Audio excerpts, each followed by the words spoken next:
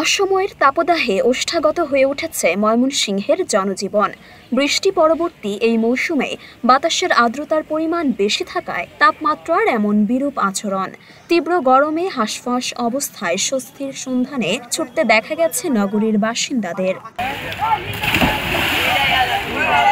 নগরের Charpara, Mymensingh medical college হাসপাতাল, Zainul Abedin park, ঈদগাহ মাঠ, গাঙ্গিনা পাড় ও নতুন বাজার এলাকা ঘুরে দেখা গেছে এই চিত্র। আজ ময়মনসিংহের তাপমাত্রা 37.1 ডিগ্রি সেলসিয়াস। গতকাল এর পরিমাণ ছিল 37.4 ডিগ্রি সেলসিয়াস। মূলত জলবায়ু পরিবর্তনের কারণে অসময়ে এই তাপদাহ সৃষ্টি হয়েছে। তীব্র তাপদাহে নাজেহাল মানুষ, ওষ্ঠাগত তাদের প্রাণ। খুব প্রয়োজন না হলে ঘর থেকেই বের হচ্ছেন না মানুষজন। তবে নিতান্ত প্রয়োজনে যারা বের হচ্ছেন তারা পড়েছেন মহাবিপদে। দিনমজুর আর খেটে খাওয়া মানুষদের কষ্ট যেন সীমা ছাড়িয়ে। অনেক কষ্ট হচ্ছে গরমের যন্ত্রণায় আর কি।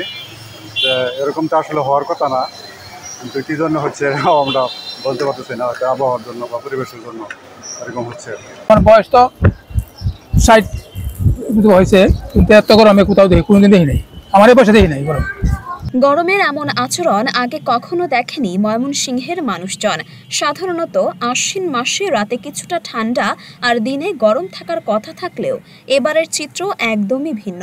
সরেজমিনে দেখা গেছে প্রশান্তির খোঁজে মানুষ আশ্রয় নিচ্ছে গাছের ছায়ায়। কিশোর তরুণরা পুকুরের পানিতে ভিজিয়ে নিচ্ছেন গা, তারপরও যেন শীতল হচ্ছে না শরীর। তীব্র গরমে দেখা দিয়েছে নানাবিধ রোগ। ময়মনসিংহ মেডিকেল কলেজে প্রায় প্রতিদিনই বাড়ছে রোগীদের সংখ্যা। এবার গরমের চাপটা একটু বেশি। আশ্বিন মাসে তো এরকম গরম থাকে না, এবার গরমটা একটু বেশি। তো রাতে গরম থাকলেও ঠান্ডা থাকলেও দিনে একটু গরম থাকে, কিন্তু এবার ভিন্ন, এইটা খুব ভিন্ন।